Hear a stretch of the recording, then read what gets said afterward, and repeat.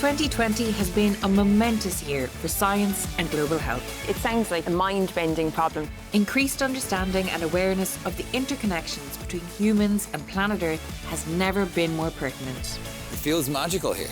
And Irish research is helping drive us towards a brighter, better world. It's ingenious technology. This week on 10 Things to Know About, it's all about taste. Aoibhinn investigates food sensory perception. Kathriona sniffs out the science of taste.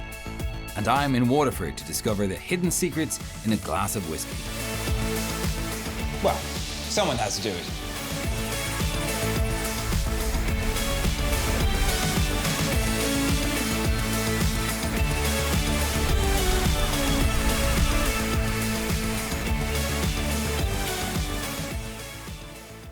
Ireland's temperate climate, nutrient-rich soil and cool Atlantic waters all contribute to our internationally renowned fresh produce. But how does our individual perception of taste influence our enjoyment of what we eat? I'm here at the Teagasc Sensory Science Suite to meet Emily Crofton, who's working on answering that exact question. Our sense of taste, which we perceive through our tongue, only has receptors to pick up 5 different sensations. You know, sweetness, sour, salt, bitter, and this kind of savoury taste called umami. From an evolutionary perspective, our sense of taste was responsible for detecting our nutrition and physiological needs, as well as potential hazards that could be in our food. So, for example, when we are born, we are programmed to like, sweetness. If you give a baby, a bottle of milk, generally they'd be happy, they'd be content, and this is because sweetness signifies calorie-rich food. Calorie-rich food signifies energy, and we, of course, we need energy to survive. On the other hand, we are born with an innate dislike for bitterness, because bitterness is kind of associated with, maybe harmful or, poisonous type substances.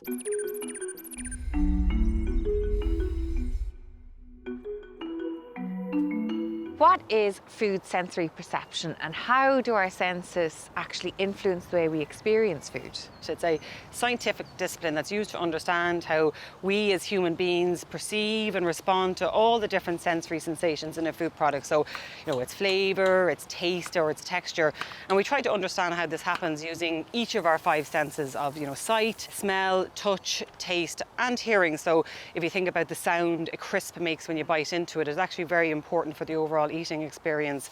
And even though our senses, of course, are separate systems in our body, when we eat or drink something, the receptors that make up our senses send signals to our brain to tell us what we've just perceived and whether we like it or not. So the process of eating is actually bringing all of our 5 senses together, and it's being synthesized in our brain. So it's way more than what we just put in our mouth and taste. Absolutely.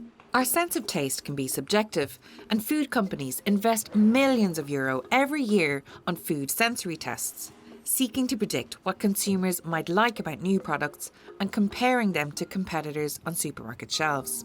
Companies would also come to us for quality control aspects. They have to make sure that when their product leaves their premises, that it's going to deliver the same sensory expectation to the consumer time and time again. We'd also work a lot with shelf life testing, because it's often the sensory quality of a product that deteriorates before the actual safety. So we can help determine the best before date by measuring at what point do the sensory properties change and consumers no longer find it acceptable. The lab at Teagasc is specifically designed to conduct food sensory tests, where panels of experts evaluate and score the taste, flavour and texture of different food products. It requires training and fine-tuning of the palate, and we're about to see if we might have what it takes. Ready to go? Great. In front of you, you will have 6 glasses. Each of them contain either sweet, sour, salt, bitter, or umami, and then there's 1 water. So we don't have to knock it back, it's just take a little taste. This isn't shots. Taste of nothing. Okay. One of them's something, but I don't know what it is. I think the second one that I had was water, and so now I'm confused. Yeah.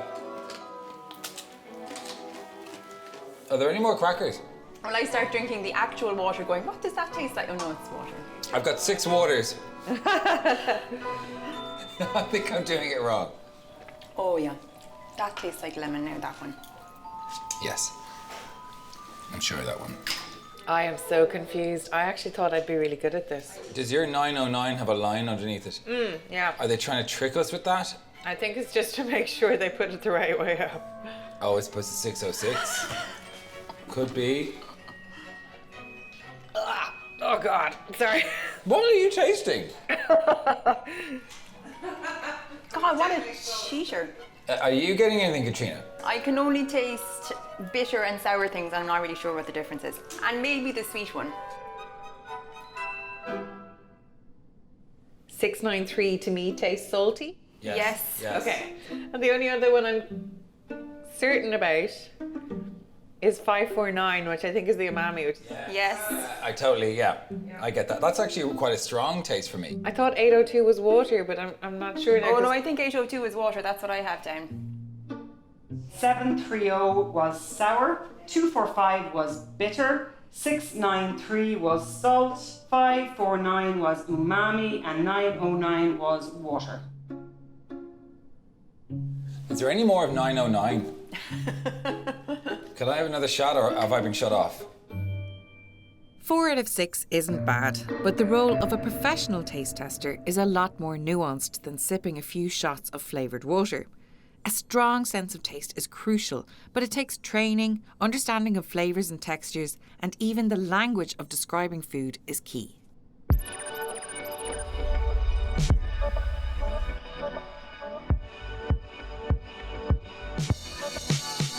Human perception is incredibly complex, and while taste and smell are important factors in how we enjoy food, there's a multitude of other sensory, physical and psychological aspects that come into play.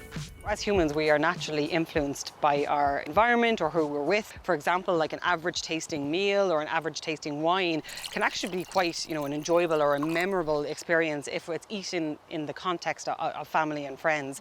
A sensory lab is not really reflective of real life conditions. So at Teagasc now we're using new technologies like virtual reality, where we can immerse people in a completely different world, in a context in which that product would normally be consumed.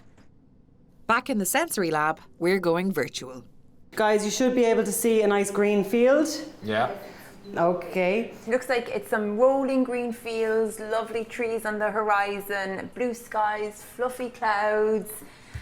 I wish you were here. I want you to reach out in front of you, and there's a piece of chocolate on a plate. So eat the chocolate, have a look around, and think about how much you like it. I like it a lot. So on a scale of 1 to 9, where 1 is really bad, 9 is really good, what would you give it? 8. Yeah, I'd say about 8. That was really delicious. I mean, you could be eating it at the side of the road and you'd be happy. Time to switch it up. How will our taste testers do in an environment with a bit more hustle and bustle? Ding, ding, ding, there's the Lewis. We're in the middle of the IFSC. Can you describe that to us? This is the opposite of an open, expansive green field. It is concretey, urban, confined. It has other people in it. Last place you'd throw down a picnic blanket. You wouldn't do that here. So I'm going to pass through the second chocolate. Now I want you to try it. I think I know that person. Is it impacting on what you're tasting, Jonathan? Didn't feel like I tasted it as much. It felt not as rich. You're just as a level of anxiety looking at all this stuff. Is it exactly the same chocolate? Because it does taste a little bit different. Yeah, it is the exact same chocolate. Is it really? Yeah. Yeah, it just doesn't taste as good. So Jonathan, if you had to rate this piece of chocolate now from 1 to 9, how would you rate it? A 6, I think. It makes me think that, like, if I was going to have a treat, maybe I would just wait until I got home and looked at the garden or a plant rather than having it while sitting on the Lewis. We ran a small study with about 50 people where we immersed them in both environments and we gave them the same chocolate, and the landscape environment came out significantly favoured in comparison to the city environment. So if you are going to have a treat, you probably should just hold it until you're going to enjoy it somewhere nice. As you said, Katrina, kind of enjoy that delayed gratification a little bit. You sound like my mum.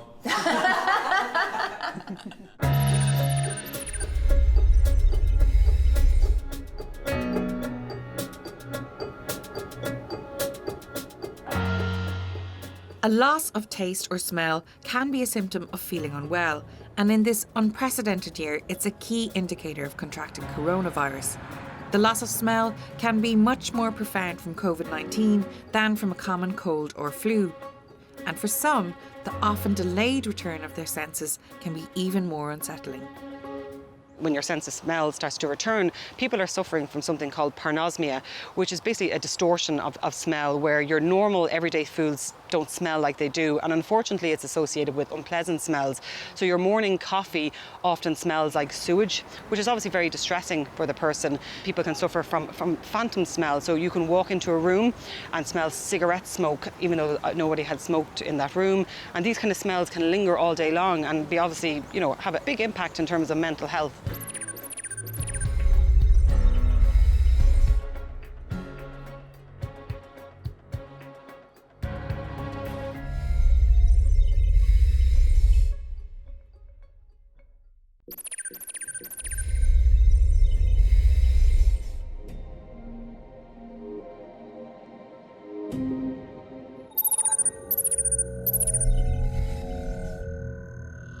In the long list of desired superpowers, the ability to taste by touch might be most appealing to Michelin star chefs.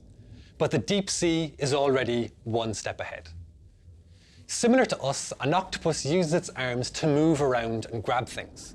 But that is where the similarities end.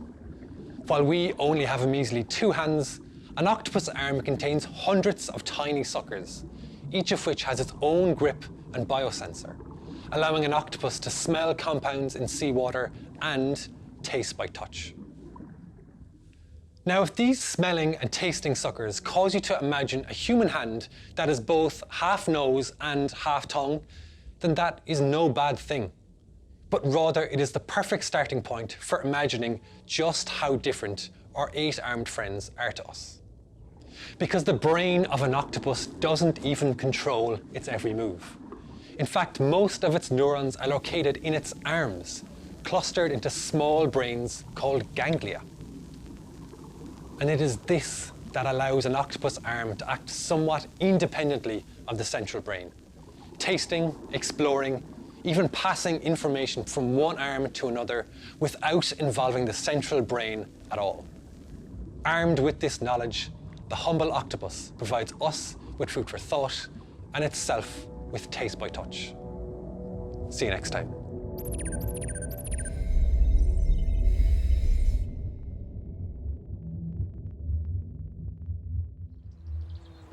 When people think of the taste of Ireland, it's a safe bet whiskey will be near the top of the list. The reputation and quality of Irish whiskey has always been inherently linked to its geographical origin, where it comes from. But no one has ever scientifically interrogated how the land affects flavour, until now. Neil Conway is head brewer at Waterford Distillery. I know nothing about whiskey except that I like it. How does it get made? Can you take us through some of the key processes? It's made by 3 fundamental ingredients. Your barley, it's grown in the field, you have your yeast, and you have your water. We process it in our brew house. Then it goes through double distillation, through our double distillation pots, called Irish whiskey. It has to have copper contact. And then after the distillation process, your new mix spirit goes into wood for the maturation process. For a minimum of 3 years, it has to stay in wood. The wooden barrel or cask is traditionally seen as what gives whiskey its distinctive flavour. But Waterford Distillery are investigating whether the location and environmental conditions of where the barley is grown has an effect on the flavour of the whiskey they produce. It's a concept commonly known as terroir. So what is terroir then? Terroir is a French word, no direct translation to the English language, but basically, simply, it's gardening. How people garden, how farmers grow barley. It's to do with soil, it's to do with the weather, it's to do with the microclimate, topography. All these things have an impact on how barley is grown. French have been doing it for years in the wine industry. Look at Bordeaux wines. You have vineyards beside each other, best wines in the world, all with different terroirs. So why not an Irish whiskey?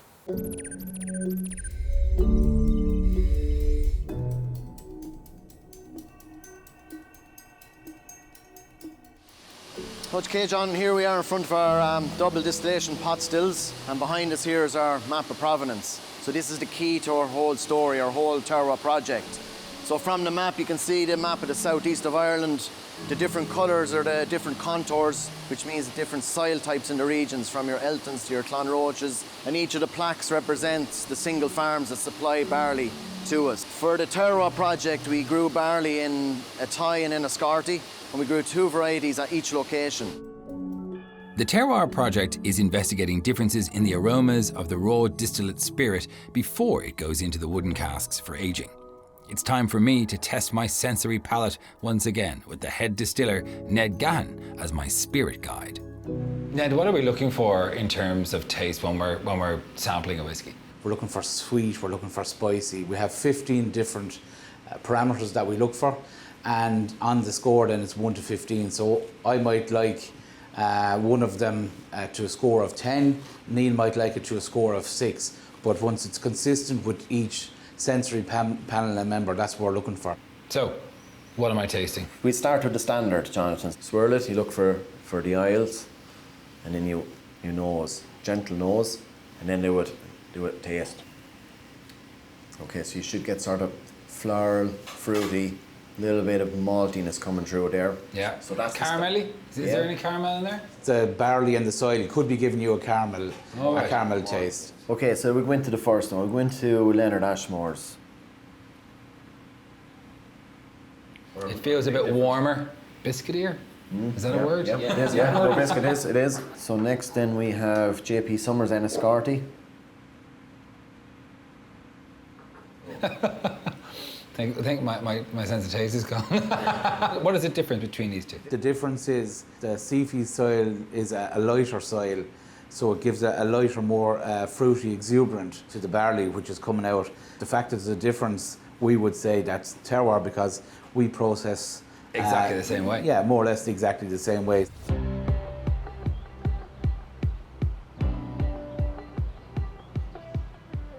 It's one thing for someone, even an expert, to sniff a raw spirit and tell you what they think. But to prove to a whole global industry that terroir is a factor in Irish whiskey, you need scientific proof. I'm here to meet Kieran Kilcawley in Teagasc Research Centre in Moore Park. Tell me a little bit about what is flavour chemistry. It's really trying to understand the chemistry behind sensory perception. So when we taste something, it's made up of aroma compounds and taste compounds. We're trying to understand what are the compounds that are involved that gives us those sort of sensory perception. And therefore we can use that information to make better products, improve products, or actually find problems in products as well. So you put the science into, oh, that tastes nice. And what did Waterford Distillery want from you guys? Nobody else has really worked on terroir in terms of whiskey before. So that's well established from the wine industry, and accepted, but not so much outside of that. Now, it was only recently in Oregon State University in the States, who are actually also working on this whiskey project with us, they proved that there was a terroir element to beer production. So we're taking that concept now and trying to look at it from whiskey. And we can do that well with Waterford because of the fact they're treating each individual farmer's thing separately. The key role of Teagasc here is to take samples of the same raw spirit that Jonathan tasted in the distillery, but this time use technology to scientifically identify individual components influencing the flavour. Maria Caralou is a flavour chemist on the project. Imagine a glass of wine. You have the wine in the half of the glass. When you bring it in front of your nose, you can smell it.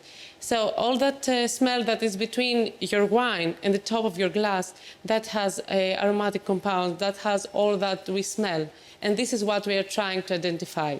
That's why we are using different techniques to extract those compounds, those volatiles, and to separate them and analyze them with gas chromatography. Gas chromatography olfactometry, or GCO, is a technique used to separate volatile compounds in the raw whiskey spirit. One half of the sample is passed through a detector to identify what the compounds are, while the other half is assessed by an expert panel.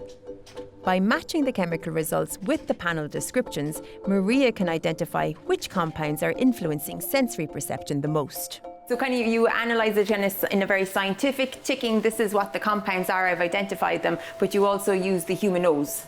Yes. For example, you can see in a chromatogram a peak, and you say, oh, here I have a compound. And it's called like isobutanol, blah, blah, blah. Yeah, for example, ethyl lactate. But you don't know what is the smell of this compound. In the case of GCO, you can smell it and say, oh, that smells like apple, that smells like pear.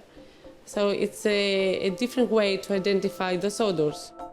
Before they can sit on a sensory panel, people have to be tested and trained to be able to smell those active compounds which impact on the aroma of the whisky. I actually kind of consider myself a bit of a bloodhound, so I'd like to try some of these. Very interesting, yeah. We'll try and prove that. So, okay, great. When we train people for the olfactory analysis, we need to screen out, say, people who can't smell. Rather than looking for super tasters, we're actually trying to just remove those who can't smell. So these are called sniffing sticks. And each one is effectively like a marker, but they're impregnated with different volatiles, are fairly common. So I'm going to give you one here and just take the lid off and smell it. It's tricky because you don't have the visual association with this type of test. So if you're looking at a minty leaf and you had mint leaf in front of it, you'd know immediately. Yeah. But if I had I know the smell, though. if I had a candy sort of cinnamon? No. It's licorice. Oh, that's it. This is going to be a bit of a shocker for you. In a good way or in a bad way? Ugh, yuck. Ugh, that's like rotten something. Fish. Give me one more. Okay. It smells like a toy perfume that my Barbie had once. Could be pineapple or maybe... No, maybe pineapple. Yeah. Is it? Yeah, it is. Pure like 1983 peaches and cream Barbie. There you go. That's no good to you. If you're looking for a bit more sophisticated language, I need to be trained. We're not looking for personal descriptions. Yeah, that smells like my uncle's old car. I'm no good for you. I won't get a job here.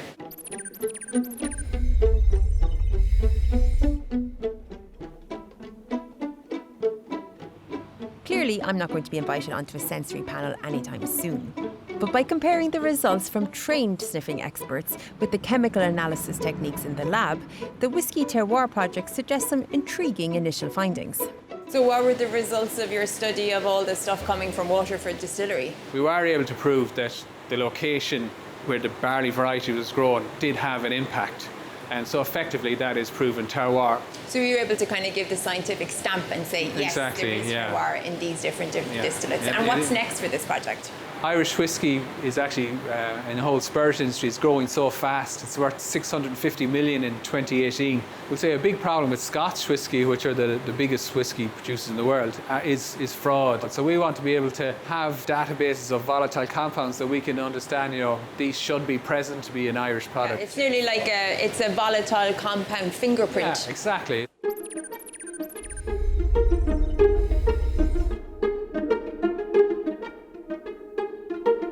How difficult is it to win over the industry to this point of view that terroir is almost as important as the cask that the whiskey is matured in? The industry obviously doesn't want to change. It's been this way for many a year.